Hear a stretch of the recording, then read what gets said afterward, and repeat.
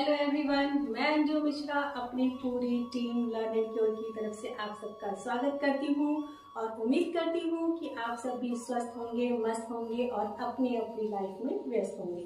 लेकिन उसी व्यस्त लाइफ में से थोड़ा सा टाइम निकाल के यदि आपको हमारी वीडियोस पसंद आती है तो प्लीज़ आप हमारे चैनल को सब्सक्राइब करें, वीडियो को लाइक करें, शेयर करें और कमेंट करना बिल्कुल ना भूलें।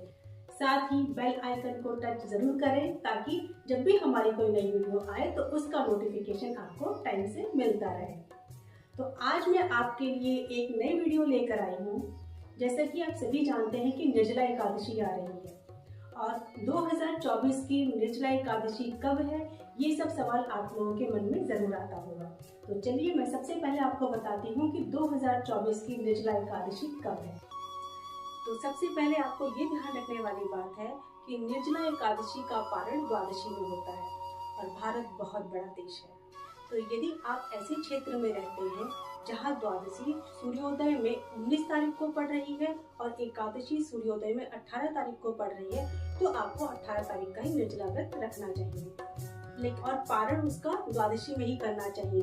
ये बात ध्यान रखें कि द्वादशी समाप्त होने से पहले पारण कर लेना चाहिए। और यदि आप ऐसे क्षेत्र में रहते हैं जहां द्वादशी सूर्योदय में 18 तारीख को पड़ रही है और एकादशी सूर्योदय में 17 तारीख को पड़ रहा है, तो आपको निर्जला व्रत जो है एकादशी का वो 17 तारीख में रखना चाहिए और द्वादशी में पारण करना चाहिए। और द्वादशी वही कि द्वादशी समाप्त होने से पहले पारण कर लेना चाहिए। अब मैं आपको बताती हूँ कि निर्जला एकादशी को कैसे किया जाता है, क्या फल होते हैं और इसमें क्या क्या करते हैं। निर्जला एकादशी हर साल ज्येष्ठ मास की शुक्ल पक्ष की एकादशी तिथि को मनाई जाती है। जैसा कि नाम से ही स्पष्ट होता है, निर्जला एकादशी यानी जल रहित एकादशी। इस व्रत में खाना पीना तो दूर, जल तक नहीं पिया जाता है। इस व्रत को भगवान विष्णु को खुश करने के लिए किया जाता है। इस दिन व्रत रखने के साथ साथ भगवान विष्णु और माता लक्ष्मी जी की पूजा की जाती है। इस व्रत को सारे व्रतों में सबसे कठिन व्रत माना जाता है और इस व्रत को करने से हमें बहुत सारे फल प्राप्त होते हैं। तो चलिए अब मैं आपको बताती हूँ कि एकादशी करने से कौन कौन से फल प्राप्त होते हैं। इस व्रत को करने से मनुष्य की सारी कठिनाइयाँ दूर हो जाती हैं। जो भी उसकी कुंडली के ग्रह दोष होते हैं वो दूर हो जाते हैं। जो अनिष्ट ग्रह होते हैं वो शांत हो जाते हैं और मनुष्य के द्वारा जो भी पाप कर्म होते हैं, जो जाने अनजाने में किए होते हैं, वो सब भी दूर हो जाते हैं। और सबसे इम्पोर्टेंट बात कि मनुष्य को मोक्ष की प्राप्ति होती है और पितृ दोष भी दूर हो जाते हैं। चलिए अब मैं आपको बताती हूँ कि इस व्रत में क्या करना चाहिए। तो निर्जला एकादशी में दान का बहुत महत्व है। जो व्रती होता है यानी जो व्रत करता है उसको यथाशक्ति या यथासंभव दान करना चाहिए।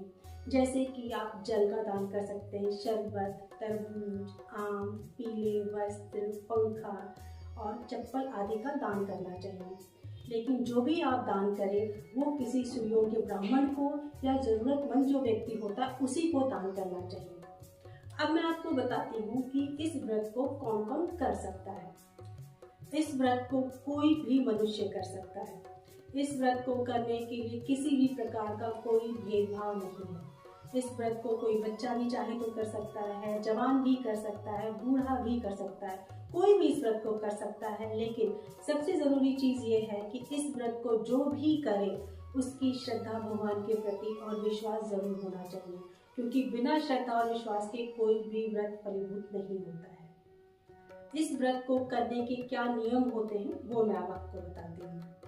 एकादशी से एक दिन पहले ही आपको तामसी भोजन का त्याग कर देना चाहिए, यानी कि आपको तामसी भोजन नहीं करना चाहिए और ब्रह्मचर्य का पालन करना चाहिए। इसके बाद है जिस दिन एकादशी होती है उस दिन आपको सूर्योदय से पहले उठ जाना चाहिए और लकड़ी का दातुन करना चाहिए। लकड़ी के दातुन से मतलब है कि आप आम की लकड़ी ले सकते हैं, नीम की लकड़ी ले सकते हैं, अमरूद की लकड़ी ले सकते हैं, इससे दातुन करना चाहिए। इसके बाद स्नान आदि करके आपको भगवान विष्णु की पूजा अर्चना करना चाहिए और पूजा अर्चना करते समय ओम नमः भगवते वासुदेवाय मंत्र का जाप करते रहना चाहिए। इसके बाद आपको दिन में यथाशक्ति यथासंभव दान भी करते रहना चाहिए। उसके नेक्स्ट डे यानी द्वादशी के दिन सुबह नहा धोकर नित्य क्रिया से निवृत्त होकर भगवान विष्णु की पूजा अर्चना करने के बाद ही पारण करें। पारण में वही आपको सात्विक भोजन करना है और ये जरूर ध्यान रखें कि जो आपका पारण हो वो द्वादशी में ही होना चाहिए।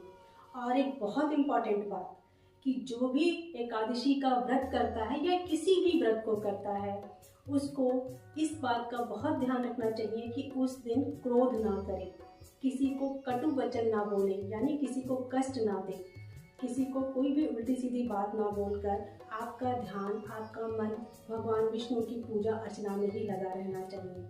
या किसी भी देवी देवता का जो भी आप व्रत करते हैं आपका ध्यान उस चीज़ में लगना चाहिए, ना कि आप किसी को उल्टा सीधा बोल रहे हैं। तो अपने मन को शांत कर ही कोई भी पूजा अर्चना या व्रत करें तो आपको फलीभूत होगा।